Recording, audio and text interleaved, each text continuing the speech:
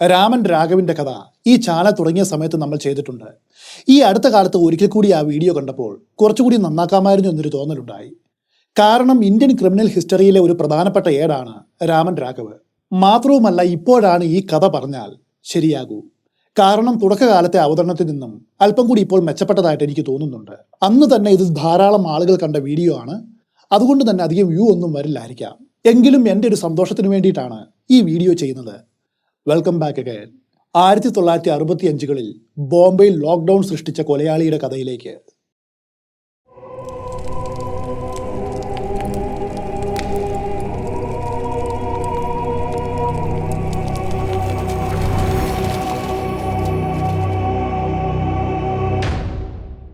വർഷം 1965, സ്ഥലം ബോംബെ. ഹാഫിസ് ഭായിക്ക് അന്ന് ശമ്പളം കിട്ടിയ ദിവസമാണ്. ഒരു സ്കൂൾ മാഷാണ് അദ്ദേഹം. ബോംബെയുടെ കിഴക്ക് ഭാഗത്തുള്ള ഒരു ചേരിയിലെ കുടിലാണ് അവിവാഹിതനായിട്ടുള്ള ഹാഫിസ് ഭായിയുടെ താമസം. അന്ന് കിട്ടിയ ശമ്പളമെല്ലാം എണ്ണിപ്പെറുക്കി വെച്ചിട്ട് അദ്ദേഹം ഉറങ്ങുവാനായിട്ട് കിടന്നു. രാത്രി ഒരു 2 മണി കഴിഞ്ഞിട്ടുണ്ടാവും. ഹാഫിസ് ഭായി താമസിക്കുന്ന ചേരിക്ക് പിന്നിൽ കാട് പോലൊരു സ്ഥലമുണ്ട്. അവിടേക്ക് ആരും അങ്ങനെ പോകാറില്ല. അപ്പോൾ അവിടെ നിന്നും ഒരു നിഴൽ രൂപം കയ്യിലൊരു ഇരുമ്പ് വടിയും കൊണ്ട് എഴുന്നേറ്റ് വന്നു. ആ നിഴൽ രൂപം കുടിലിന്റെ ഭിത്തിയിൽ ഒരു ദ്വാരമുണ്ടാക്കിയിട്ട് ശബ്ദമില്ലാതെ നുഴഞ്ഞു കയറി. നിർഗന്ധല നോക്കിയുള്ള ആദ്യത്തെ അടിയിൽ തന്നെ ആ അധ്യാപകന്റെ ബോധം പോയി. തുടരെ 5-6 അടി കൂടി. ഒന്നും നിലവിളിക്കുവാൻ പോലും കഴിയാതെ തലയോട് ചിന്നിച്ചിതറി ആ ജീവൻ പോയി. കൊലയാളിക്കെന്ന് ഹാഫിസ് ഭായിയുടെ കുടിലിൽ നിന്നും കിട്ടിയത് ആ മാസത്തെ ശമ്പളമായിട്ടുള്ള 265 രൂപയും ഒരു റിസ്റ്റ് വാച്ചും പഴകിയ കുറച്ച് വസ്ത്രങ്ങളുമാണ്. കയ്യിൽ കിട്ടിയതെല്ലാം വാരിയെടുത്ത് അയാൾ ഇരുട്ടിലേക്ക് നടന്നു മറഞ്ഞു. അടുത്ത ദിവസം നേരം പുലർന്ന് ഏറെ നേരം കഴിഞ്ഞിട്ട് ഹാഫിസ് ഭായിയെ കാണാത്തതുകൊണ്ട് സമീപവാസികൾ അദ്ദേഹത്തിന്റെ കുടിലിലെത്തി. ഞെട്ടിക്കുന്ന കാഴ്ചയാണ് അവിടെ കണ്ടത്. തല പൊട്ടിച്ചിതറി രക്തം തളം കെട്ടിയ നിലത്ത് ഹാഫിസ് ഭായി മരിച്ചു കിടക്കുന്നു. ഇത് വെറും ആരംഭം മാത്രമായിരുന്നു. ബോംബെ നഗരത്തെ പിൽക്കാലത്ത് വിറകൊള്ളിച്ച ഒരു സീരിയൽ കില്ലറുടെ അരങ്ങേറ്റമായിരുന്നു ആ അധ്യാപകന്റെ കൊലപാതകം. ഇന്ത്യൻ സീരിയൽ കില്ലറുകളുടെ ചരിത്രം പഠിച്ചാൽ റിപ്പർ രാമൻ രാഘവിന്റെ കഥ പറയാതെ അത് പൂർണ്ണമാകില്ല. 1960-കളിൽ ഇന്ത്യയെ ഞെട്ടിച്ച ഒരു സൈക്കോ സീരിയൽ കില്ലറായിരുന്നു തിരുനെൽവേലിക്കാരൻ സിന്ധി ദാൽവെ എന്ന പേരിൽ അറിയപ്പെട്ട രാമൻ രാഘവ്. 6 വർഷം കൊണ്ട് 41 കൊലപാതകങ്ങൾ. അതെ, 41 നിരപരാധികളെയാണ് ഇവൻ തന്റെ അക്കൗണ്ടിൽ ചേർത്തത്. രാമൻ രാഘവ് ആ കാലത്ത് ബോംബെ എത്രമാത്രം ഭയപ്പെടുത്തിയിരുന്നു എന്ന് ചോദിച്ചാൽ ഒരു ഉദാഹരണം പറയാം. ബോംബെ പോലെ ഒരു മഹാനഗരത്തിൽ ട്രെയിനിൽ യാത്ര ചെയ്യുവാനായിട്ട് ധാരാളം ആളുകൾ ഉണ്ടാകും. പ്രത്യേകിച്ചും വൈകുന്നേരങ്ങളിൽ തിരക്ക് വളരെ കൂടുതലാണ്. കാരണം അപ്പോഴാണ് ആളുകൾ ജോലിയും കഴിഞ്ഞ് വീടുകളിൽ പോവുക. എന്നാൽ രാമൻ രാഘവ് എന്ന ഭീഷണി ബോംബെയിൽ വന്നതു മുതൽ അന്ധേരിയിൽ നിന്നും ബോംബെയുടെ കിഴക്കൻ ഭാഗത്തേക്ക് പോകുന്ന ട്രെയിനുകളിൽ ആളുകളെ ഇല്ലായിരുന്നു. ഒരു നഗരത്തിലെ ജനജീവിതത്തെ ഇവൻ സ്തംഭിപ്പിച്ചു. റിപ്പറിന്റെ ഭീഷണിയുള്ള പ്രദേശത്ത് 6 മണിയാകുമ്പോൾ കടകളെല്ലാം അടയും, നിരത്തുകൾ വിജനമാകും. സിനിമാ തിയേറ്ററുകളിൽ രാത്രി ഷോയ്ക്ക് ആളുകൾ പോകാതെയായി. പാർക്കുകളിലെ ബെഞ്ചുകളെല്ലാം കാലിയായിട്ട് ഒഴിഞ്ഞുകിടന്നു. ജനങ്ങൾ സന്ധ്യയ്ക്ക് മുൻപ് വീടുകളിലെത്തും. അത്രയധികം ഈ കൊലയാളി അവർ പേടിച്ചു. ചില ചെറുപ്പക്കാർ വടികളും ആയുധങ്ങളും ശേഖരിച്ച് കൂട്ടമായിട്ട് കൊലയാളിയെ തിരഞ്ഞ് തെരുവുകളിലൂടെ റോന്തു ചുറ്റി. ഇവന്റെ പ്രധാനപ്പെട്ട ഇരകൾ ചേരികളിൽ താമസിക്കുന്ന പാവപ്പെട്ടവരാണ്. 1965 മുതൽ 66 വരെയുള്ള ഒരു വർഷത്തിന്റെ ഉള്ളിൽ 19 കൊലപാതകമാണ് അവിടെ സംഭവിച്ചത്. രാമൻ രാഘവിന്റെ first round of murder series എന്ന് ഇത് അറിയപ്പെടുന്നു. Second round of murder series ആരംഭിച്ചത് 1968-ലാണ്. നഗരം വിറകൊണ്ടു. നേരം പുലരുമ്പോൾ വഴിയരികിലും കുടിലുകളിലും തല തകർന്നു കിടക്കുന്ന മനുഷ്യർ കാണപ്പെട്ടു. അതിന് പ്രായഭേദമൊന്നുമില്ല. പടുവൃത്തർ മുതൽ ജനിച്ചിട്ട് ഏതാനും ദിവസമായിട്ടുള്ള കൈക്കുഞ്ഞുങ്ങൾ വരെ അതിക്രൂരമായിട്ട് കൊല ചെയ്യപ്പെട്ടു. സ്ത്രീകളെ കൊന്ന ശേഷം ആ രക്തവെള്ളത്തിലിട്ട് ലൈംഗികപരമായിട്ട് ദുരുപയോഗം ചെയ്ത നിലയിലാണ് കണ്ടെത്തിയത്. ഏതു സീരിയൽ കില്ലറിന്റെ ചരിത്രം എടുത്താലും രാമൻ രാഘവിനെ പോലെ ക്രൂരമായിട്ട് മനുഷ്യരെ ഇല്ലായ്മ ചെയ്യുന്നവർ വളരെ കുറവാണ്. അതുകൊണ്ട് തന്നെ ലോകത്തിലെ ഏറ്റവും ക്രൂരരായിട്ടുള്ള ടോപ്പ് 10 സൈക്കിക് സീരിയൽ കില്ലർമാരുടെ ലിസ്റ്റിൽ ഇവനെ നമുക്ക് ഉൾപ്പെടുത്താം. ഈ ലിസ്റ്റ് ഞാൻ ഉണ്ടാക്കിയതാണ്. ഈ കഥ കേൾക്കുമ്പോൾ നിങ്ങൾക്കത് സത്യമാണെന്ന് മനസ്സിലാവും. ഒരു മനോരോഗി സീരിയൽ കില്ലറായിട്ട് മാറിയാൽ എന്തായിരിക്കും സംഭവിക്കുക? ദയയുടെയും ദാക്ഷിണ്യത്തിന്റെയും ഒരു തരി പോലും അവനിൽ ഉണ്ടാകില്ല. രാമൻ രാഘവിന്റെ കഥ അതിനൊരു ക്ലാസിക് എക്സാമ്പിളാണ്. ഇവന്റെ മോറൽ വാല്യൂ വട്ടപൂജ്യം. ഇനി ഇവിടെ പറയുവാനായിട്ട് പോകുന്ന സംഭവങ്ങളെല്ലാം അതിന് ഉദാഹരണങ്ങളാണ്. ഹാഫിസ് ഭായിയുടെ കൊലപാതകം കഴിഞ്ഞ് ഒരാഴ്ച കഴിഞ്ഞു. അയാളുടെ അടുക്കൽ നിന്നും കിട്ടിയ പണത്തിൽ നിന്നും 10 രൂപ മുടക്കി കുറച്ചുകൂടി കനവും വലിപ്പവുമുള്ള ഒരു ഇരുമ്പ് വടി രാമൻ രാഘവ് വാങ്ങി. അതിന്റെ ഒരറ്റം അടിച്ച് പരത്തി പാര പോലെയാക്കി. എന്നിട്ട് ആകൃതിയിൽ പിന്നോട്ട് വളച്ച് ഒരായുധമാക്കി. പിൽക്കാലത്ത് കാലന്റെ കയ്യിലെ മരണദണ്ഡ് പോലെ ആ പാര തുടർച്ചയായിട്ട് സാധുക്കളുടെ തലയോട് താർത്തു. ആദ്യമായിട്ട് ഈ കമ്പിപ്പാരയുടെ ഇരയായത് സ്ഥലത്തെ ഗുസ്തിക്കാരനായിട്ടുള്ള ദ്വാരകാ പ്രസാദ് യാദവാണ്. 1966 ജൂലൈ 18-നാണ് ആ സംഭവം നടന്നത്. മഴയില്ലാത്ത ദിവസമാണ്. അതുകൊണ്ട് തന്റെ കുടിലിന്റെ മുൻപിലായിട്ട് ഒരു കട്ടിൽ വലിച്ചു പുറത്തിട്ട് അന്ന് രാത്രിയിൽ ദ്വാരകാ പ്രസാദ് ഉറങ്ങുവാനായിട്ട് കിടന്നു. അർദ്ധരാത്രി കഴിഞ്ഞിരിക്കണം. നിഴല് പോലെ രാമൻ രാഘവ് അവിടേക്കെത്തി. ഒന്നും അറിയാതെ ഉറങ്ങുകയാണ് യാദവ്. കട്ടിലിന്റെ ഒരു വശത്ത് നിന്നിട്ട് അയാൾ പാര ഉയർത്തി യാദവിന്റെ തലയിൽ ഓങ്ങിയടിച്ചു. ആദ്യത്തെ അടിയിൽ തന്നെ തലയോട് പൊട്ടിത്തകർന്ന് ഇര നിശ്ചലനായി. രാമൻ രാഘവ് വീണ്ടും വീണ്ടും അടിച്ചു. ഇവൻ എന്തിനു വേണ്ടിയാണ് ഈ കൊല ചെയ്തത് എന്നറിഞ്ഞാൽ നിങ്ങൾ ഞെട്ടും. ദ്വാരകാ പ്രസാദ് കഴിച്ച് മിച്ചം വന്ന കുറച്ച് ചോറ് ഒരു പാത്രത്തിൽ അയാളുടെ അരികിലുണ്ടായിരുന്നു. ഇത് ദൂരെ നിന്നും ഇവൻ കണ്ടിരുന്നു. ആ എച്ചിൽ കഴിക്കുവാൻ വേണ്ടിയാണ് ഇവൻ ഈ ക്രൂരത ചെയ്തത്. ഭക്ഷിച്ചിട്ട് ബാക്കിയായിട്ടുള്ള അരപാത്രം ചോറും 10 പൈസയും ദ്വാരകാ പ്രസാദ് ഉപയോഗിച്ച ഒരു നിക്കറും അയാൾക്ക് അവിടെ നിന്നും കിട്ടി. അതുമെടുത്ത് ആ സൈക്കോ ഇരുട്ടിൽ മറഞ്ഞു. തുടർച്ചയായിട്ടുള്ള 2 കൊലപാതകങ്ങൾ, രണ്ടും ഒരേ രീതിയിലുള്ള ആക്രമണം. കുറ്റവാളി ആരാണ് എന്നതിന് ഒരു സൂചനയുമില്ല. മരിച്ചവരെല്ലാം ദരിദ്രരാണ്. എന്താണ് കൊലയാളിയുടെ ഉദ്ദേശമെന്ന് വ്യക്തമല്ല. പോലീസ് ഇരുട്ടിൽ തപ്പുകയാണ്. ഈ അന്വേഷണം നടക്കുന്നതിൻ്റെ ഇടെ മരണം തുടർ പരമ്പര പോലെ അരങ്ങേറി. പിന്നെ ഒരു ദിവസം അത്തരം വാർത്തകളൊന്നും കേൾക്കാതെയായി. കൊലയാളി ഒരാളാണോ അതോ ഒരു സംഘം ആളുകളാണോ എന്നറിയില്ല. എന്നാൽ മരണങ്ങൾ പിന്നീട് റിപ്പോർട്ട് ചെയ്യപ്പെട്ടില്ല. അന്നുവരെ ഇന്ത്യയിൽ സീരിയൽ കില്ലിങ്ങോ സീരിയൽ കില്ലറെയോ ക്രൈം ഹിസ്റ്ററിയിൽ റിപ്പോർട്ട് ചെയ്യപ്പെട്ടിട്ടില്ല. ഒരു വ്യക്തമായിട്ടുള്ള ചിത്രം അതുകൊണ്ട് പോലീസിന് കിട്ടിയുമില്ല. സംശയം തോന്നിയ പലരെയും അറസ്റ്റ് ചെയ്ത് ചോദ്യം ചെയ്ത് പിന്നീട് വിട്ടയച്ചു. 2 വർഷങ്ങൾ മുൻപോട്ട് പോയി. ബോംബെ നഗരം എല്ലാം മറന്നു. ജനജീവിതം സാധാരണഗതിയിലായി. അപ്പോഴാണ് സെക്കൻഡ് റൗണ്ട് മർഡർ സീരീസ് ആരംഭിച്ചത്. 1968 ഓഗസ്റ്റ് മാസം ഇടവിട്ട് പെയ്യുന്ന മൺസൂൺ മഴയിൽ നനഞ്ഞു കുതിർന്നിരിക്കുകയാണ് ബോംബെ നഗരം. പഴയ ബോംബെയുടെ വടക്കൻ ദിക്കിലുള്ള റായൽപാട് എന്ന സ്ഥലത്തെ ഗല്ലികൾ അതിരിടുന്ന ഒരു ഇടുങ്ങിയ തെരുവ്. രാത്രി ഏറെ വൈകിയിട്ടുണ്ട്. ചാറ്റൽ മഴ തീർത്ത മൂടലിൽ പ്രഭമങ്ങി മുനിഞ്ഞു കത്തുന്ന തെരുവ് വിളക്കുകൾ. മഴ തീർത്ത കുളിരിലും മുഷിപ്പിലും തെരുവ് വിജനമായിട്ട് കിടക്കുന്നു. ഗല്ലി വാസികൾ അധികവും കട്ടിപ്പുതപ്പുകൾ വലിച്ചിട്ട് അതിന്റെ ഉള്ളിലേക്ക് നൂഴ്ന്നിറങ്ങിക്കഴിഞ്ഞു. പാൽക്കാരൻ ലക്ഷ്മൺ ജേത്ത ഇന്ന് എന്തോ കാരണം കൊണ്ട് വൈകി. നനഞ്ഞ തെരുവിലൂടെ അയാളും വളർത്തുപട്ടിയും ഏന്തി വലിഞ്ഞ ആ ഗല്ലി ലക്ഷ്യമാക്കി നടക്കുകയാണ്. അവിടെയാണ് ലക്ഷ്മൺ ജേത്തയുടെ കുടിലുള്ളത്. കയ്യിലുള്ള പഴയ ടോർച്ചിലെ ദുർബല വെളിച്ചം അവർക്ക് വഴി കാട്ടുന്നുണ്ട്. ഇരുട്ടിനെ കഴിയുന്നിടത്തോളം അകറ്റി നിർത്തുവാനായിട്ട് അയാൾ ടോർച്ച് ചുഴറ്റിയടിച്ചു. മുൻപേ നടന്നിരുന്ന പട്ടി പെട്ടെന്ന് ഇരുട്ടിലേക്ക് നോക്കി ഒന്ന് കുരച്ചു. ലക്ഷ്മൺ ജേത്ത നടപ്പ് നിർത്തി അവിടേക്ക് ടോർച്ചടിച്ചു നോക്കി. ഒന്നും കാണുവാനില്ല. പട്ടിയെ 2 തെറിയും വിളിച്ചിട്ട് അയാൾ മുൻപോട്ട് നീങ്ങി. അപ്പോൾ ഇരുട്ടിൽ നിന്നും 2 കണ്ണുകൾ അവരെ പിന്തുടരുന്നുണ്ടായിരുന്നു. രാമൻ രാഘവിന്റെ കണ്ണുകൾ. ലക്ഷ്മൺ ജേത്തയുടെ ഒറ്റമുറി വീടിന്റെ അടുത്ത് തന്നെയാണ് ബന്ധുവും പാൽക്കാരനുമായിട്ടുള്ള ദേവറാം ബർവാഡിന്റെയും താമസം. അയാളും തരിച്ചാണ് ജീവിക്കുന്നത്. ആഹാരമെല്ലാം കഴിഞ്ഞ് ദേവറാം ഇതിനോടകം ഉറക്കം പിടിച്ചിരുന്നു. മണിക്കൂറുകൾ മെല്ലെ നീങ്ങി. ലക്ഷ്മൺ ജേത്തയുടെ പട്ടി ഒരു മൂലയിൽ കിടന്ന് ഉറക്കമായി. അകത്ത് ജേത്തയും. അതേസമയം പുറത്ത് ഇത്രയും നേരം ഇടവിടാതെ അവിടെ നിരീക്ഷിച്ചു കൊണ്ടിരുന്ന രാമൻ രാഘവ് മെല്ലെ ചലിച്ചു. അയാളുടെ കയ്യിൽ എൽ രൂപത്തിലുള്ള ആ കനത്ത ഇരുമ്പ് പാരയുമുണ്ട്. മൺസൂൺ മഴ പിന്നെയും വരുന്നുണ്ട്. അത് വകവയ്ക്കാതെ അയാൾ മെല്ലെ ഗല്ലിയിലേക്ക് നടന്നു. ദേവറാം ബർവാഡിന്റെ ഒറ്റമുറി വീടിന്റെ വാതിൽ ഒരു പലക കൊണ്ട് മറച്ചിട്ടേയുള്ളൂ. മെല്ലെ അത് നീക്കി രാമൻ രാഘവ് ഉള്ളിലെത്തി. അരണ്ട വെളിച്ചത്തിൽ തന്റെ ഇര കൂർക്കം വലിച്ചുറങ്ങുന്നത് അവൻ കണ്ടു. ഇരുമ്പ് പാര കൊണ്ടുള്ള 5-ാമത്തെ അടിയിൽ ദേവറാമിന്റെ ജീവൻ ശരീരത്തിൽ നിന്നും മറ്റുപോയി. ചുറ്റുപാടും രക്തം ചിതറി. ആ ശരീരം അവിടെ നിശ്ചലമായിട്ട് കിടന്നു. മനുഷ്യന് ചിന്തിക്കുവാൻ പോലും കഴിയാത്ത ഈ കൊല ചെയ്ത രാമൻ രാഘവ് അപ്പോഴും ശാന്തനായിരുന്നു. അവിടെ പ്രത്യേകമായിട്ട് എന്തെങ്കിലും സംഭവിച്ചതായിട്ട് അയാൾ ഭാവിച്ചില്ല. വിളക്ക് തെളിയിച്ച് ആ മുറിയിൽ ഒരു പരിശോധന നടത്തി. കുടിലിന്റെ മൂലയിലായിട്ടൊരു പാത്രത്തിൽ ബാക്കി വന്ന ചോറും റൊട്ടിയും കറിയും പിന്നെ അല്പം തൈരും ഉണ്ടായിരുന്നു. അയാൾ അതെല്ലാം എടുത്ത് ആ മൃതദേഹത്തിനടുത്ത് ചമ്രം പടിഞ്ഞിരുന്ന് ആ രക്തക്കളത്തിൽ ഇരുന്ന് ആസ്വദിച്ചു കഴിച്ചു. പിന്നീട് ദേവറാമിന്റെ അടുത്തു തന്നെ ഉണ്ടായിരുന്ന ബീഡിയും തീപ്പെട്ടിയും എടുത്ത് പുകവലിച്ചു. ബാക്കി ഉണ്ടായിരുന്ന ബീഡി തന്റെ കൈവശമുണ്ടായിരുന്ന തുണിസഞ്ചിയിൽ വെച്ചു. ഭിത്തിയിൽ തൂങ്ങിക്കിടന്ന ബാഗ് പരിശോധിച്ചപ്പോൾ അതിൽ നിന്നും ഒരു വെള്ളി മോതിരം കിട്ടി. അതും എടുത്ത് സഞ്ചിയിലിട്ടു. ഗല്ലിയിൽ നിന്നും പുറത്തേക്ക് ഇറങ്ങുമ്പോൾ പുലർച്ചെ അടുത്തിരുന്നു. കയ്യിലിരുന്ന കുടയിൽ ഇരുമ്പ് പാര തിരികെ വെച്ചു. എന്നിട്ടത് കഷത്തിൽ വെച്ചാണ് റിപ്പർ നടക്കുന്നത്. മഴ നേരത്തെ തന്നെ തോർന്നിരുന്നു.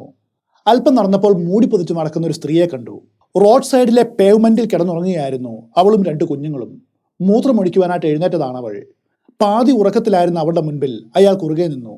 ആ കണ്ണുകളിലേക്ക് തുറച്ചു നോക്കി. കൈകൾ മെല്ലെ കുടയുടെ ഉള്ളിലേക്ക് പോയി. ഇരുമ്പ് പാരയ്ക്ക് 3 അടി. തല തകർന്ന ആ സാധു യുവതി പിടഞ്ഞു മരിച്ചു. അയാൾ അവൾ പുതച്ചിരുന്ന വസ്ത്രം മാറ്റി നഗ്നമാക്കി. പിന്നെ ആ മൃതദേഹം ഇരുട്ടിലേക്ക് അയാൾ വലിച്ചുകൊണ്ടുപോയിട്ട് പ്രാപിച്ചു. മുംബൈ നഗരം ഞെട്ടലോടെയാണ് അന്ന് പുലർന്നത്. ഒരു രാത്രിയിൽ തന്നെ 2 കൊലകൾ. Mumbai police deputy commissioner CID Ramakant കുൽക്കർണിയുടെ ഓരോ പ്രഭാതവും ആശങ്കയുടെയും ഭീതിയുടേതുമായിട്ട് മാറി. തലയ്ക്കടിയേറ്റുള്ള മരണങ്ങൾ വീണ്ടും വീണ്ടും റിപ്പോർട്ട് ചെയ്യപ്പെടുകയാണ്. ഇന്ന് എവിടെ നിന്നുമാകും അടുത്ത കൊലപാതക വാർത്ത വരുന്നത് എന്ന പേടിയായിരുന്നു അദ്ദേഹത്തിന്. തുടർച്ചയായിട്ട് നടന്നുകൊണ്ടിരിക്കുന്ന ഈ കൊലകൾക്കൊന്നിനും ഒരു തുമ്പുണ്ടാക്കുവാനോ ആരാണിതിന് പിന്നിലെന്നോ തിരിച്ചറിയുവാനോ കഴിഞ്ഞിട്ടില്ല. ഇത് മുംബൈ പോലീസിനെ അപമാനത്തിന്റെ അങ്ങേയറ്റത്ത് എത്തിച്ചു. ഏതാനും ആഴ്ചകളായിട്ട് തുടർന്നു വരുന്ന ഈ കൊലപാതക പരമ്പരയുടെ ഇരകളെല്ലാം ചേരികളിലോ റോഡിന്റെ അരികിലോ കിടന്നുറങ്ങുന്ന പാവങ്ങളായിരുന്നു. പ്രത്യേകമായിട്ടൊരു കാരണം ചൂണ്ടിക്കാട്ടുവാനാകാത്ത കൊലകളാണ് എമ്പാടും നടക്കുന്നത്.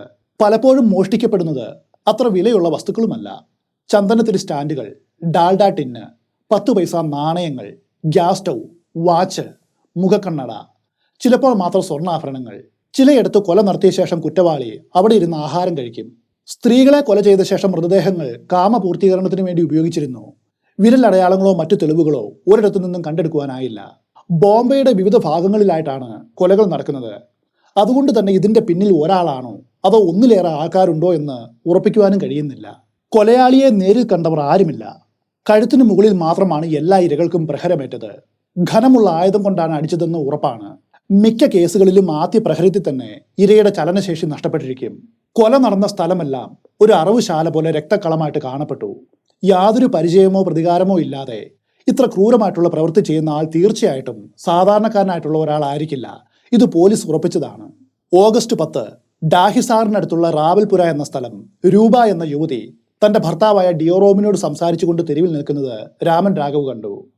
രൂപ ദേഹമാകെ സ്വർണം ധരിച്ചിട്ടുള്ളത് അയാൾ ശ്രദ്ധിച്ചു. ഒരു ഭിക്ഷക്കാരൻ എന്ന നാട്യത്തിൽ അവർക്കരികിലേക്ക് സൈക്കോ രാമനെത്തി. എന്നാൽ ഡിയോറോം അയാളെ അവിടെ നിന്ന് മാറ്റി പായിച്ചു. എക്സ്ട്രീം സൈക്കോ ആയ അയാളെ ഇത് ചൊടിപ്പിച്ചു. ഒരൽപ്പം മാറിയിരുന്ന രൂപയുടെയും ഡിയോറാമിന്റെയും വീട് ഏതാണെന്ന് കണ്ടെത്തിയ രാഘവ് അന്ന് രാത്രിയിൽ അവിടെ കയറി. 2 മുറിയിലായിരുന്നു അന്ന് രൂപയും ഡിയോറാമും കിടന്നുറങ്ങിയത്.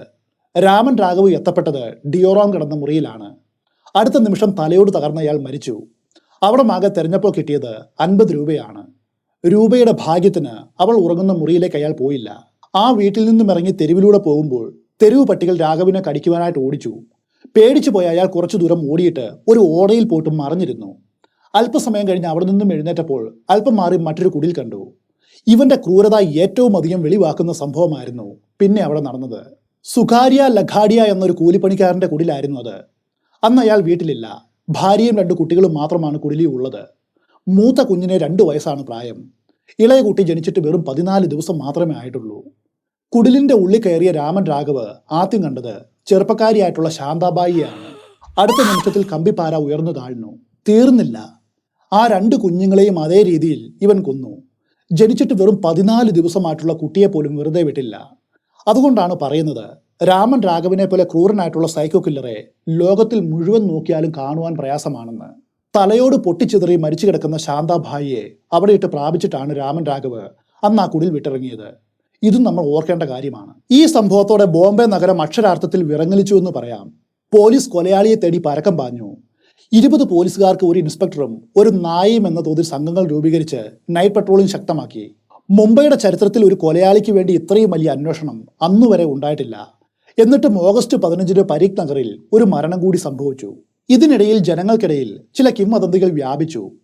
മനുഷ്യനല്ല ഈ കൊലകൾ ചെയ്യുന്നത്, മറിച്ച് ഏതോ ദുഷ്ടശക്തിയാണത്രേ.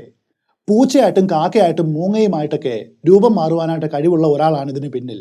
ചില സമയത്ത് അത് മനുഷ്യരൂപത്തിൽ നടക്കും, ചിലപ്പോൾ സന്യാസി രൂപത്തിലായിരിക്കും വരിക. ഇഷ്ടമുള്ള ഏത് രൂപവും സ്വീകരിക്കുവാനായിട്ട് അതിന് കഴിയും. ഒരു ദിവസം പഴയൊരു കുടിലിലേക്ക് ഒരു മനുഷ്യൻ കയറിപ്പോയി. അല്പം കഴിഞ്ഞ് അവിടെ നിന്നും ഒരു പട്ടിയാണ് ഇറങ്ങിപ്പോയതുപോലും. ഇതൊക്കെ സാധാരണക്കാരായ ജനങ്ങൾക്കിടയിൽ പ്രചരിച്ച വാർത്തയായിരുന്നുവെങ്കിൽ പോട്ടെയെന്ന് നമുക്ക് വിചാരിക്കാം. എന്നാൽ അക്കാലത്തെ പത്രങ്ങളിൽ വരെ ഇത്തരം കഥകൾ അച്ചടിച്ചു വന്നു. ഇത് ജനങ്ങളെ വല്ലാതെ പേടിപ്പിച്ചു. തെരുവു നിവാസികൾ അവർ ആകെ ഭീതിയിലായി. സ്വന്തമായിട്ട് കിടപ്പാടമില്ലാത്ത ആ പാവങ്ങൾ അധികൃതരോട് ജീവഭയമില്ലാതെ കിടക്കുവാനായിട്ട് സൗകര്യം ആവശ്യപ്പെട്ടു. ധാരാളം നിവേദനങ്ങൾ അയച്ചു. ഓരോ രാത്രിയിലും ഊഴമിട്ട് കാവൽ ഇരുന്നാണ് അവർ നേരം വെളുപ്പിച്ചത്. ആ വർഷത്തിലെ ഓഗസ്റ്റ് മാസം അക്ഷരാർത്ഥത്തിൽ മരണഭീതിയുടെ ആയിരുന്നു. ആഴ്ചയിലെ 7 ദിവസവും ഓരോ കൊലകൾ വീതം നടക്കുന്ന അവസ്ഥയുണ്ടായി. ഇത്രയൊക്കെ ആയിട്ടും കൊലയാളിയുടെ യാതൊരു തെളിവും കിട്ടിയില്ല. പത്രങ്ങളും രാഷ്ട്രീയക്കാരും പോലീസിനെ അതികഠിനമായിട്ട് വിമർശിച്ചു. ഓഗസ്റ്റ് മാസത്തിൽ മരണം ഒരു മഴ പോലെ ബോംബെയിൽ പെയ്തിറങ്ങി. രാമൻ രാഘവ് പൂണ്ടു വിളയാടിയ മാസമായിരുന്നത്. 22, 23 തീയതികളിൽ ഉറങ്ങിക്കിടന്ന 2 പേർ കൂടി സമാന രീതിയിൽ തലക്കടിയേറ്റ് കൊല്ലപ്പെട്ടു. ഇവിടെ മാത്രം ഇവന്റെ മോഡസ് ഓപ്പറാൻഡിക്ക് ഒരു മാറ്റമുണ്ടായി. കൊല്ലപ്പെട്ട ഈ 2 പേരും ചേരി നിവാസികളല്ല, മറിച്ച് നല്ല വീടുകളിൽ കിടന്നുറങ്ങിയവരാണ്. ഓഗസ്റ്റ് 24 ദത്താപരയിലെ ഒരു വീട്ടിൽ രാമൻ രാഘവ് കയറി.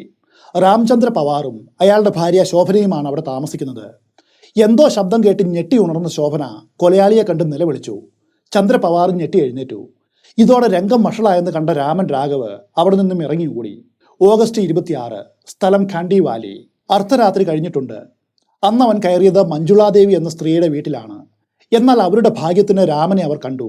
ഉടനെ മഞ്ജുളാദേവി നിലവിളിച്ച് ആളെ കൂട്ടുവാനായിട്ട് ശ്രമിച്ചു. ഇതോടെ അയാൾ ഇറങ്ങി ഓടി. അന്ന് രാത്രി തന്നെ മാലാഡിലെ ചിഞ്ചോലി എന്ന സ്ഥലത്തേക്കാണ് രാഘവ് പോയത്. അവിടെയുള്ള ഒരു കുതിരാലയത്തിലെ മാനേജരായിരുന്നു ഇബ്രാഹിം പട്ടേൽ. അയാളെ ഇവൻ മുൻപ് കണ്ടിട്ടുണ്ട്. ഈ രാത്രിയിൽ ഇബ്രാഹിം പട്ടേലിനെ കൊല്ലുവാനാണ് ചിഞ്ചോലിയിൽ അവൻ എത്തിയത്. എന്നാൽ പോകുന്ന വഴിയിൽ കന്നുകാലികളെ പരിപാലിക്കുന്ന ലാൽചന്ദ്, ജഗ്ഗി യാദവ് എന്നീ 2 കൂലിപ്പണിക്കാരെ അയാൾ കണ്ടു. അടുത്ത നിമിഷം തലക്കടിയേറ്റവർ കൊല്ലപ്പെട്ടു. അവരെ പരിശോധിച്ചപ്പോൾ ആകെ കിട്ടിയത് 7 പൈസയാണ്. ഭാഗ്യത്തിന് ഇബ്രാഹിം പട്ടേൽ രക്ഷപ്പെട്ടു. പോലീസ് സ്ഥലത്തെത്തി. തെളിവുകൾ ഒന്നും അവശേഷിച്ചിരുന്നില്ല. എന്നാൽ അടുത്ത ഖലിയിൽ താമസിച്ചിരുന്ന 13 വയസ്സുള്ള ഒരു കുട്ടി പോലീസിനോട് ഒരു കാര്യം പറഞ്ഞു. കഴിഞ്ഞ രാത്രിയിൽ ഒരാൾ തൊഴുത്തിലേക്ക് വരുന്നത് താൻ കണ്ടു എന്നാണ് അവന് പറയുവാനുണ്ടായിരുന്നത്. ഒരു ട്രൗസർ ധരിച്ചിരുന്ന, സന്യാസിയെ പോലെ താടി വെച്ചിരുന്ന ഒരാളായിരുന്നു അത്. അയാളുടെ കഷത്തിൽ ഒരു കുട അടക്കി പിടിച്ചിട്ടുണ്ട്. പോലീസിനെ സംബന്ധിച്ച് നോക്കിയാൽ കൊലയാളിയെപ്പറ്റി ഒരു ദൃക്സാക്ഷി വിവരണം ക്രൈം സ്പോട്ടിൽ നിന്നും കിട്ടുന്നത് ഇത് ആദ്യമായിട്ടാണ്. എന്നാൽ ഇത് ജനങ്ങൾക്കിടയിൽ നേരത്തെ പരന്നിരുന്ന കിംവദന്തി കൂടുതൽ ഉറപ്പിക്കുകയാണ് ഉണ്ടായത്. അവർ സംഘമായിട്ട് തെരുവുകളിൽ തിരച്ചിൽ നടത്തുവാനായിട്ട് ആരംഭിച്ചു. താടി വെച്ച നിരവധി സന്യാസി വേഷക്കാരെയും ഫക്കീർമാരെയും പിടികൂടി. പലർക്കും അതികഠിനമായിട്ടുള്ള മർദ്ദനമേറ്റു. സംശയകരമായിട്ടുള്ള സാഹചര്യത്തിൽ കാണപ്പെടുന്ന ആരെയും പിടികൂടുകയും മർദ്ദിക്കുകയും ചെയ്തു. അതോടൊപ്പം ഭീതി വർദ്ധിച്ച തെരുവ് മക്കൾ നഗരത്തിലെ തെളിഞ്ഞ പ്രദേശങ്ങളിലേക്ക് കൂട്ടമായിട്ട് മാറി താമസിച്ചു. ഓരോ രാത്രിയും അവരെ സംബന്ധിച്ച് ഭീകര രാത്രികളായിരുന്നു. മരണം ആരെയാണ് കുത്തിയെടുക്കുന്നത് എന്ന ഭീതിയിൽ ഉറങ്ങുവാൻ കഴിയാത്ത രാത്രികൾ. മലാഡിലുള്ള ധഞ്ചിവാടി തെരുവ്, അവിടെയുള്ള ഒരു കുടിലായിരുന്നു അന്ന് മരണം കടന്നു വന്നത്. മാട്ടിൻതോൽ പോളിഷ് ചെയ്യുന്ന ഒരു യുവതിയും അവളുടെ കുഞ്ഞുമാണ് അന്ന് റിപ്പറിന് ഇരയായത്. രാത്രിയിൽ ആ കുടിലിൽ കയറിയ രാഘവ് കുട്ടിയെയും അമ്മയും കൊലപ്പെടുത്തി. പിന്നെ മൃതദേഹം ദുരുപയോഗം ചെയ്തു. അവരുടെ കഴുത്തിൽ കിടന്നൊരു മാല പൊട്ടിച്ചെടുത്തു. ഈ മാലയ്ക്ക് വേണ്ടിയായിരുന്നു അവൻ ഈ ക്രൂരത ചെയ്തത്. ഇതിനിടയിൽ അടുത്ത വീട്ടിലെ ഒരു പെൺകുട്ടി അസ്വാഭാവികമായിട്ടുള്ള ഒരു ശബ്ദം കേട്ട് പുറത്തിറങ്ങിയപ്പോൾ ഈ കൊലയാളിയെ കണ്ടു. അവൾ ഉടനെ നിലവിളിച്ച് ആളെ കൂട്ടുവാനായിട്ട് ശ്രമിച്ചു. അതോടെ തന്റെ ആയുധങ്ങൾ വരെ ഉപേക്ഷിച്ച് രാമൻ രാഘവ് അവിടെ നിന്നും ഓടി രക്ഷപ്പെട്ടു. പതിവ് പോലെ പോലീസും ഫോറൻസിക് ടീമും അവിടെ എത്തി. ഇത്തവണ സാധാരണയിൽ നിന്നും വ്യത്യസ്തമായിട്ട് സംഭവ സ്ഥലത്ത് ഒരു കുടയും കൊലയാളി ഉപയോഗിച്ച കമ്പിപ്പാരയും ഒരു ഭിത്തിയിൽ ചാരി വെച്ച നിലയിൽ അവർക്ക് കിട്ടി. പരിശോധനയിൽ വിരലടയാളമൊന്നും കണ്ടില്ല.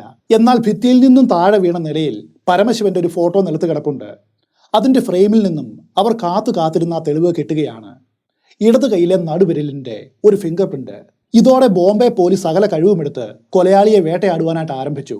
ഇതിനിടയിൽ അന്വേഷണ സ്ക്വാഡിലെ ഇൻസ്പെക്ടർ വി വിവാകട്കർ പോലീസ് ക്രൈം റെക്കോർഡ്സിലെ ചില പഴയ ഫയലുകൾ പരിധിയെടുത്തു. 1965-നും 66-നും ഇടയിൽ മുംബൈയുടെ കിഴക്കൻ പ്രാന്ത പ്രദേശങ്ങളിൽ ധാരാളം ആളുകൾ സമാനമായിട്ടുള്ള രീതിയിൽ കൊല്ലപ്പെട്ടിരുന്നു. അവർ എല്ലാവരും തന്നെ തലയിൽ ആയുധം കൊണ്ടുള്ള ശക്തമായിട്ടുള്ള പ്രഹരമേറ്റാണ് മരിച്ചത്. കൂടാതെ 10 പേർക്ക് തലയിൽ മാരകമായിട്ടുള്ള പരിക്ക് ഏറ്റിരുന്നു. ഡക്ക് ലൈൻ കേസുകളെന്ന് പോലീസ് രേഖകളിൽ പരാമർശിച്ച ഈ കേസുകളിൽ അന്ന് സംശയിക്കപ്പെട്ട് പിടിച്ചവരിൽ രാമൻ രാഘവൻ എന്ന ഒരാളുണ്ട്. തമിഴ്നാട്ടിൽ നിന്നും കുടിയേറിയ ഒരാളായിരുന്നു അയാൾ. അണ്ണൻ, തമ്പി, വേലുസ്വാമി, സിന്ധി തലൈവ, സിന്ധി ഡാൽവെ എന്നിങ്ങനെ പല പേരിലാണ് അയാൾ അറിയപ്പെട്ടത്. അന്വേഷണത്തിന്റെ ഭാഗമായിട്ട് ഫിംഗർ പ്രിന്റുകൾ രേഖപ്പെടുത്തിയിട്ടുമുണ്ട്. അന്ന് ഈ കേസ് കോടതിയിൽ എത്തിയെങ്കിലും മതിയായ തെളിവുകളുടെ അഭാവത്തിൽ അയാളെ വെറുതെ വിട്ടു. എന്നാൽ പോലീസിന് ഈ കൊലയുടെ പിന്നിലുള്ളത് സിന്ധി ഡാൽവെ എന്ന രാമൻ രാഘവ് ആയിരിക്കുമോ എന്ന് അന്നും സംശയമുണ്ടായിരുന്നു. ക്രൈം സ്ഥലത്തു നിന്നും കിട്ടിയ ഫോട്ടോയുടെ ഫ്രെയിമിൽ നിന്നും കിട്ടിയ ഫിംഗർ പ്രിന്റ് പോലീസ് റെക്കോർഡ്സിലുള്ള രാഘവിന്റെ പ്രിന്റുമായിട്ട് അവർ ഒത്തുനോക്കി. അത്ഭുതം, രണ്ടും ഒന്ന് തന്നെ. ഫിംഗർ പ്രിന്റ് പക്കാ മാച്ച് ആയിരിക്കുന്നു. രാമൻ രാഘവിന്റെ ഒരു ഫോട്ടോയും ഫയലിലുണ്ട്. എന്നാൽ അത്ര കണ്ട് വ്യക്തമല്ല. കൊലയാളിയെ തിരിച്ചറിഞ്ഞെങ്കിലും കൃത്യമായിട്ടുള്ള അഡ്രസ്സോ താമസമോ ഇല്ലാത്ത ഒരാളെ ബോംബെ പോലൊരു മഹാനഗരത്തിൽ കണ്ടെത്തുവാനായിട്ട് വലിയ പ്രയാസമാണ്. പോലീസ് തെരുവുകൾ അരിച്ചു പെറുക്കി സംശയമുള്ളവരെയെല്ലാം കസ്റ്റഡിയിലെടുത്തു. എന്നാൽ അവരാരും രാമൻ രാഘവൻ ആയിരുന്നില്ല. റിപ്പറിന്റെ റിപ്പോർട്ട് ചെയ്യപ്പെട്ട അവസാനത്തെ കൊലപാതകം സംഭവിച്ചത് ഖണ്ഡിവാലിയിൽ തന്നെയുള്ള പരേക് നഗർ എന്ന സ്ഥലത്താണ്. അവിടെയുള്ള ഒരു ക്ഷേത്രത്തിലെ വൃദ്ധനായിട്ടുള്ള പൂജാരിയാണ് ദാരുണമായിട്ട് മരിച്ചത്. പിറ്റേ ദിവസം ആളുകൾ കണ്ടത് തല ചിതറിത്തെറിച്ച് ക്ഷേത്രത്തിന് മുൻപിൽ കിടക്കുന്ന പൂജാരി ആയിരുന്നു. മൃതദേഹത്തിന് ചുറ്റുമായിട്ട് രുദ്രാക്ഷമണികൾ ചിതറിക്കിടപ്പുണ്ട്. ആ വർഷം ഓഗസ്റ്റ് 26-ന് രാമൻ രാഘവിന്റെ കയ്യിൽ നിന്നും തലനാരിഴയ്ക്ക് രക്ഷപ്പെട്ട മഞ്ജുളാദേവിയെ പോലീസ് സന്ദർശിച്ചു. ജീവനോടെ രക്ഷപ്പെട്ടവരിൽ കൊലയാളിയെ വ്യക്തമായിട്ട് കണ്ട ഏക വ്യക്തി ഈ മഞ്ജുളാദേവിയാണ്. അവരുടെ സഹായത്തോടെ അക്രമിയുടെ ഒരു രേഖാചിത്രം അവർ വരച്ചു. എന്നിട്ട് അതിന്റെ കോപ്പികളെടുത്ത് പെട്രോളിംഗ് നടത്തുന്ന പോലീസിന് കൈമാറി. കൊലപാതകയെക്കുറിച്ചുള്ള വിവരങ്ങൾ പത്രങ്ങൾ വഴി പൊതുജനങ്ങൾക്ക് നൽകി. ഇതിനിടയിൽ ബോംബെയുടെ പടിഞ്ഞാറുള്ള പൊയ്സാർ എന്ന പ്രദേശത്തു നിന്നും ഒരു സ്ത്രീയുടെ സന്ദേശം പോലീസിന് കിട്ടുകയാണ്. പോലീസ് വെളിപ്പെടുത്തിയതിനോട് സാമ്യമുള്ള ഒരാളെ താൻ ഈ പ്രദേശത്ത് വെച്ച് കണ്ടു എന്നാണത്. കാക്കി ട്രൗസർ ധരിച്ച അയാൾ താടിയും മുടിയും വളർത്തിയിരുന്നു. കക്ഷത്തിലൊരു കുടയുമുണ്ട്. സ്ഥലത്തെത്തിയ പോലീസ് അവിടമാകെ പരതിയെങ്കിലും അങ്ങനെ ഒരാളെ കണ്ടെത്തുവാനായിട്ട് കഴിഞ്ഞില്ല. രക്തം വീണു ചുവന്ന ഓഗസ്റ്റ് മാസത്തിന്റെ അവസാനത്തെ നാളുകൾ. ബോംബെയിലെ മലാഡ്. അന്ന് ഗണേശോത്സവമാണ്. നല്ല തെളിഞ്ഞ കാലാവസ്ഥ. കാക്കി ട്രൗസർ ധരിച്ച ഒരാൾ നടന്നു പോകുന്നു. കക്ഷത്തിലൊരു കുടയുമുണ്ട്. കുട നനഞ്ഞതായിട്ട് കാണപ്പെട്ടു. കയ്യിലൊരു ടിഫിൻ ബോക്സും പിടിച്ചിട്ടുണ്ട്. ആ സമയത്ത് റോഡരികിൽ ജീപ്പിലിരിക്കുകയായിരുന്നു ഗൗഗ്രി പോലീസ് സ്റ്റേഷനിലെ ഇൻസ്പെക്ടറായ അലക്സ് ഫിയാൽഹോ. വളരെ യാദൃശ്ചികമായിട്ടാണ് അദ്ദേഹം അയാളെ കണ്ടത്. അലക്സിന് വല്ലാത്ത അത്ഭുതം തോന്നി. അവിടെ എങ്ങും മഴയില്ല. എന്നിട്ടും നനഞ്ഞ കുടയുമായിട്ട് ഒരാൾ നടന്നു വരുന്നു. വലിയ ഉയരമില്ലാത്ത തടിച്ചു കുറുകിയ ഒരുവൻ. പക്ഷെ നല്ല ആരോഗ്യമുണ്ടെന്ന് കണ്ടാലറിയാം. ചെളി പുരണ്ട കാക്കി ട്രൗസർ, കാക്കി ഷർട്ട്, താടി, മുടി. പോലീസ് തിരയുന്ന കുറ്റവാളിയുടെ എല്ലാ ലക്ഷണങ്ങളും ഒത്തവൻ. ഇൻസ്പെക്ടർ നേരെ അവന്റെ അടുത്തേക്ക് ചെന്നു. പോലീസിനെ തൊട്ടു മുൻപിൽ കണ്ടിട്ടും അയാൾ അത് ശ്രദ്ധിച്ചു പോലുമില്ല. ഇൻസ്പെക്ടർ അയാളുടെ മുൻപിലെത്തി. നീ ആ സിന്ധി ഡാൽവെ അല്ലേടാ എന്ന് ചോദിച്ചു. രാമൻ രാഘവന്റെ മുഖഭാവം മെല്ലെ മാറി.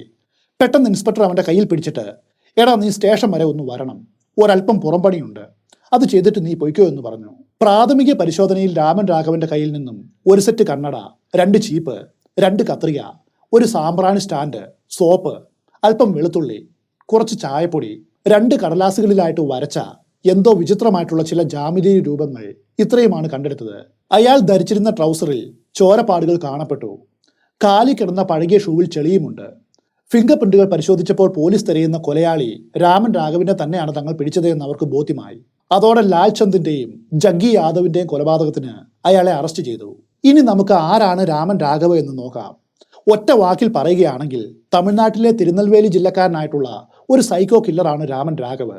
എന്തിനാണ് അയാൾ ഈ കൊലകൾ ചെയ്തത്? എങ്ങനെയാണ് അയാൾ ഒരു സീരിയൽ കില്ലറായത്? അതിന്റെ ഉത്തരം ഒറ്റ വാക്കിൽ തീരില്ല. അല്പം വിചിത്രവുമാണത്. ജീവിതത്തിൽ ചില സ്ത്രീകളിൽ നിന്നും ഉണ്ടായിട്ടുള്ള ദുരനുഭവങ്ങളായിരുന്നു അവനെ ഒരു മനുഷ്യമൃഗമാക്കിയത്. ഇവന്റെ ബാക്ക്ഗ്രൗണ്ട് നമുക്ക് കിട്ടുവാനായിട്ട് വലിയ പ്രയാസമാണ്.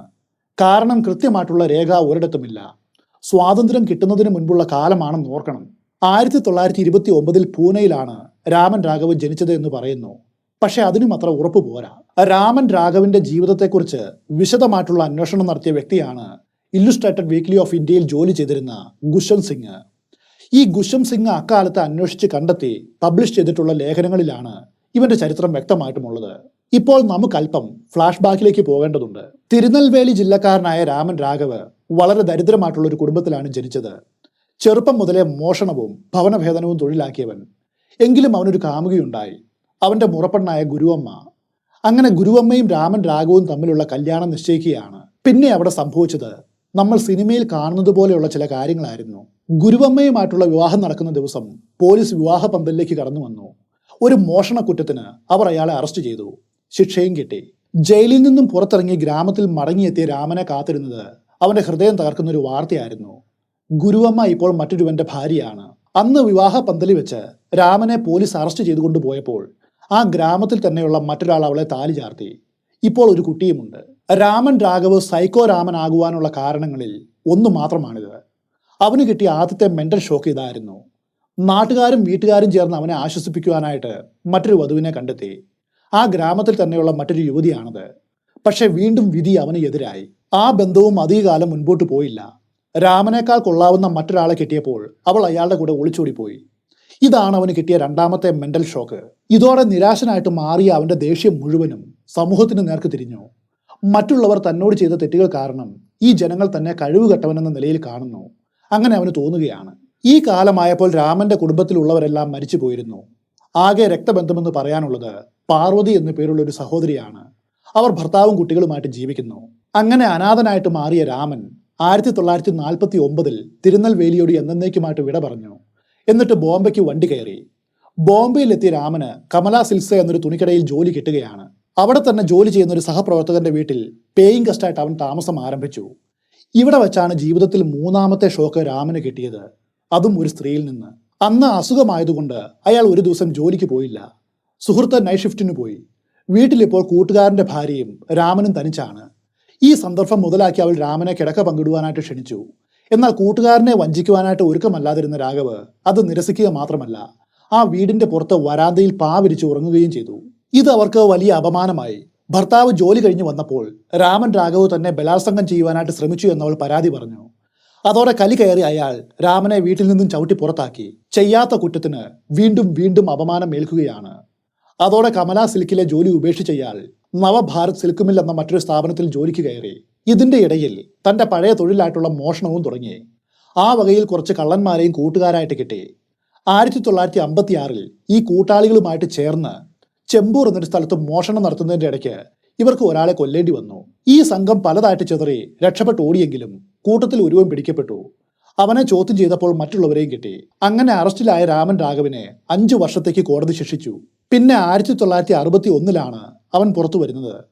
അതോടെ കൂട്ടായിട്ടുള്ള പ്രവർത്തനങ്ങൾ മതിയാക്കിയിട്ട് ഒറ്റയ്ക്ക് കുറ്റകൃത്യങ്ങൾ ചെയ്യുവാനായിട്ട് സൈക്കോ രാമൻ തീരുമാനിച്ചു. ഇവിടെ മുതലാണ് ലോകത്തെ ഞെട്ടിച്ച ആ ഇന്ത്യൻ സീരിയൽ കില്ലറിന്റെ രക്തചരിത്രം ആരംഭിച്ചത്. ഒരു ഇരുമ്പ് വടി സംഘടിപ്പിച്ച രാമൻ അത് ഒരായുധമായിട്ട് ഉപയോഗിച്ച് സ്കൂൾ മാഷായിട്ടുള്ള ഹാഫിസ് ഫായിയെ കൊന്നുകൊണ്ട് ആ ചരിത്രത്തിന് തുടക്കമിട്ടു.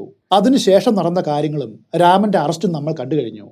ഇനി ഫ്ലാഷ് ബാക്കിൽ നിന്നും തിരിച്ചു വരാം. സ്റ്റേഷനിൽ എത്തിച്ച രാമൻ രാഘവിനെ പോലീസ് ചോദ്യം ചെയ്തു. എന്നാൽ വാ തുറക്കുവാനായിട്ട് അയാൾ കൂട്ടാക്കിയില്ല. ഇതേ തുടർന്ന് മർദ്ദന മുറകളിലേക്ക് കടന്നു. അടി, ഇടി, കെട്ടിത്തൂക്കൽ, ഉരുട്ടൽ, അങ്ങനെ തുടങ്ങി സകല വിദ്യകളും പയറ്റി. പക്ഷെ അതൊന്നും രാമൻ രാഘവന്റെ അടുത്ത് വില പോയില്ല. കമാന്ന ഒരക്ഷരം പോലും അവൻ മിണ്ടിയില്ല. തല്ലി തല്ലി പോലീസുകാർ മടുത്തു. ആഴ്ചകളോളം ഇത് തുടരുകയാണ്. എന്നിട്ടും അവനൊരു കൂസലുമില്ല. ഒന്ന് പോയേടാ ശബി, തരത്തി പോയി കളിക്കടാ എന്ന മട്ടി ഇരിക്കുവാണ്. അടിയുടെ ഇടവേളകളിൽ ഒന്നിൽ അയാൾ പോലീസ് ഉദ്യോഗസ്ഥരോട് ഒരു കാര്യം കൂടി ആവശ്യപ്പെട്ടു. സാറേ, ചുമ്മാ ചൊറിയും കുത്തിയിരിക്കാതെ ഓടിപ്പോയിട്ട് ആശാൻ ഒരു കോഴിക്കറി മേടിച്ചോണ്ട് വാ. പോലീസിന്റെ മർദ്ദനം കൂട്ടുവാനേ ഇത് സഹായിച്ചുള്ളൂ. പക്ഷെ ഒരു ഫലവും ഉണ്ടായില്ല. പെട്ടെന്നാണ് DCP കുൽക്കർണിക്ക് ആ ഐഡിയ തോന്നിയത്.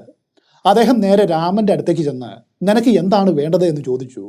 രാമൻ പറഞ്ഞു, ഒരു കോഴിക്കറി വേണം, എണ്ണ വേണം, ചീപ്പ് വേണം, ഒരു കണ്ണാടിയും വേണം, പിന്നെ ഒരു പെണ്ണിനെ കിട്ടിയാൽ കൊള്ളാം.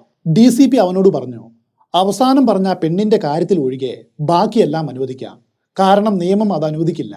പിന്നെ ഒരു ഫുൾ ചിക്കൻ കറി വരുത്തിയിട്ട് അത് ലോക്കപ്പിന്റെ ഉള്ളിലേക്ക് നീക്കി വെച്ചു. ആർത്തിയോടെ രാമൻ രാഘവൻ അത് മുഴുവനും അകത്താക്കി. ആഹാരം കഴിഞ്ഞപ്പോൾ തലയിൽ എണ്ണ തേച്ച് തലമുടി ചീകി ഒതുക്കിയിട്ട് കണ്ണാടിയിൽ അല്പനേരം നോക്കി നിന്നു, സ്വന്തം സൗന്ദര്യം ആസ്വദിക്കുവാനെന്ന പോലെ. പിന്നെ അവൻ ഡെപ്യൂട്ടി കമ്മീഷണറെ കൈകാട്ടി വിളിച്ചിട്ട് എന്തൊക്കെയാണ് അറിയേണ്ടത് ചോദിച്ചോളൂ, എല്ലാത്തിനും മറുപടി തരാമെന്ന് പറഞ്ഞു. അവിശ്വസനീയമായിട്ടുള്ള മുഖഭാവത്തോടെ DCP അയാളെ തുറച്ചു നോക്കി. പെട്ടെന്ന് ഈ മനംമാറ്റം ഉണ്ടാകുവാനുള്ള കാരണം എന്താണെന്ന് അദ്ദേഹം ചോദിച്ചു. ദൈവം പറഞ്ഞിട്ടാണെന്ന് മറുപടിയും കിട്ടി. പിന്നീടുള്ള പോലീസിന്റെ എല്ലാ ചോദ്യങ്ങൾക്കും അയാൾ കൃത്യമായിട്ടുള്ള ഉത്തരം കൊടുത്തു. ദിവസങ്ങളോളമുള്ള ആ ചോദ്യം ചെയ്യലിന്റെ ഇടവേളകളിൽ അയാളുടെ ഇത്തരം നടപ്പിലാക്കുവാൻ കഴിയുന്ന ആഗ്രഹങ്ങളെല്ലാം പോലീസ് നിറവേറ്റിയും കൊടുത്തു. മൊത്തം 41 കൊലകൾ താൻ ചെയ്തതായിട്ട് അവൻ സമ്മതിച്ചു. അവ എവിടേക്കാണെന്ന് കാണിച്ചും കൊടുത്തു. കൊലയ്ക്ക് ശേഷം അവിടെ നിന്നും കിട്ടുന്ന ആഹാരം കഴിക്കുക എന്നത് അയാളുടെ ഒരു ശീലമാണ്.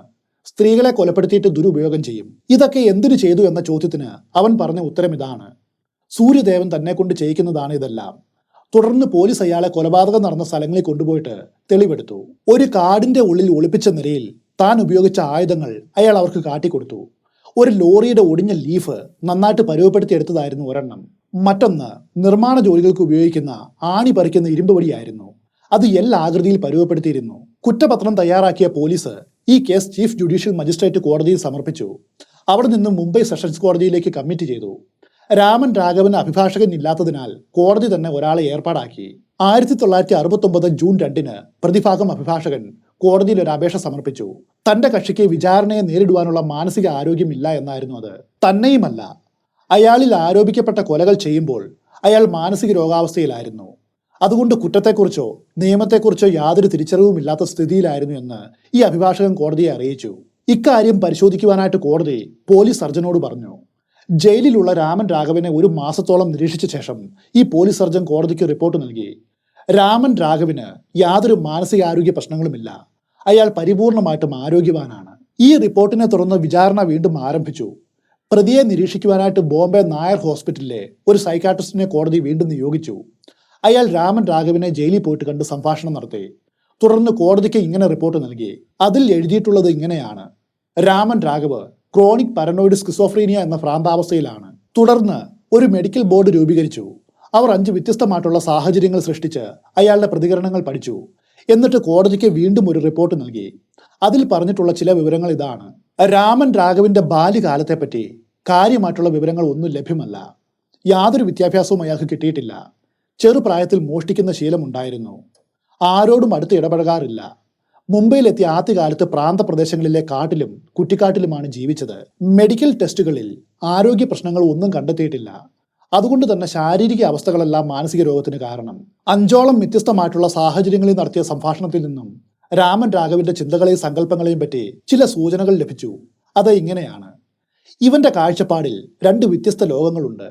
അല്ലെങ്കിൽ അവൻ അങ്ങനെയാണ് വിചാരിക്കുന്നത്. കാനൂണിന്റെ ലോകവും ഇപ്പോൾ ജീവിക്കുന്ന ലോകവും. കാനൂൺ ലോകത്തു നിന്നുമുള്ള ആജ്ഞകൾ അനുസരിച്ചാണ് താൻ പ്രവർത്തിക്കുന്നത്. സ്ത്രീകൾ പാപികളാണ്, വിശ്വസിക്കുവാനായിട്ട് കൊള്ളാത്തവരാണ്. രാമൻ രാഘവ് വിവാഹം കഴിക്കുവാനിരുന്ന സ്ത്രീയും വിവാഹം കഴിച്ച സ്ത്രീയും മറ്റൊരാളോടൊപ്പം ഓടിപ്പോയതോടെയാണ് അവൻ അങ്ങനെ കരുതുവാൻ ആരംഭിച്ചത്.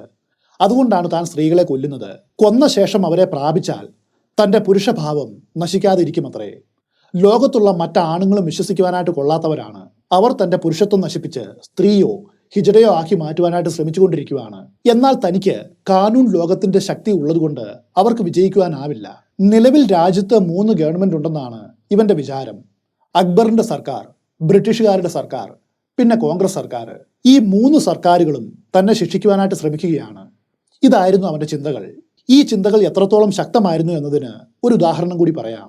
ഇവനുമായിട്ട് സംസാരിച്ച ശേഷം സൈക്കാട്രിസ്റ്റുകൾ പോകുവാനായിട്ട് എഴുന്നേറ്റു. അപ്പോൾ അതിൽ ഒരാൾ രാമൻ രാഘവന് ഷേക്ക് ഹാൻഡ് കൊടുത്തു. എന്നാൽ ഇവൻ തിരിച്ചു കൈ കൊടുത്തില്ല. അതിന് ഒരു കാരണമുണ്ട്. രാമൻ രാഘവ് വിചാരിക്കുന്നത് താൻ കാനൂൺ ലോകത്തു നിന്നും വന്നവനാണ്. ഇവരൊക്കെ തന്നെക്കാളും താഴ്ന്ന വർഗമാണ്. അതുകൊണ്ടാണ് അവൻ കൈ കൊടുക്കാത്തതും. ഇത്തരം വിചിത്രമായിട്ടുള്ള ആശയങ്ങൾ ഉണ്ടായിരുന്നെങ്കിലും ജയിലിലെ അയാളുടെ പെരുമാറ്റം തികച്ചും ഉറച്ച മനസ്സുള്ള ഒരാളെ പോലെ തന്നെയായിരുന്നു. ആരും തൻ്റെ മുൻപിൽ കാൽ മടക്കി വെച്ചിരിക്കുന്നത് അയാൾക്ക് ഇഷ്ടമല്ല. തൻ്റെ ആവശ്യങ്ങൾക്ക് വേണ്ടിയിട്ട് 2 വേശ്യകളെ ഏർപ്പെടുത്തി തരണമെന്ന് അവൻ ആവശ്യപ്പെട്ടു. ജയിലിൽ വെച്ച് അയാളുടെ നീണ്ട മുടിയും താടിയും മുറിച്ചു മാറ്റി.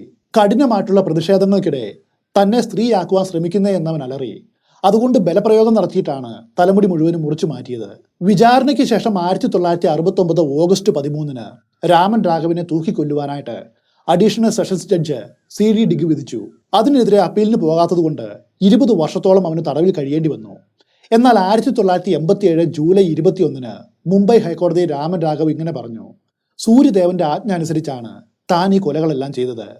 ഇനി അങ്ങനെ ആജ്ഞാപിച്ചാലും ആരെയും ഞാൻ കൊല്ലില്ല. വിചിത്രമായിട്ടുള്ള കാര്യം എന്താണെന്നാൽ ഹൈക്കോടതി ഇവന്റെ വധശിക്ഷ ജീവപര്യന്തമായിട്ട് ഇളവ് ചെയ്തു. പൂനെയിലെ യർവാഡ സെൻട്രൽ ജയിലിലാണ് അയാളെ പാർപ്പിച്ചത്. 1995 വൃക്കരോഗം മൂലം രാമൻ രാഘവൻ ജയിലിൽ കിടന്ന് മരിച്ചു. ഇതാണ് രക്തം കൊണ്ട് ചരിത്രം എഴുതിയ റിപ്പർ രാമൻ രാഘവിന്റെ കഥ.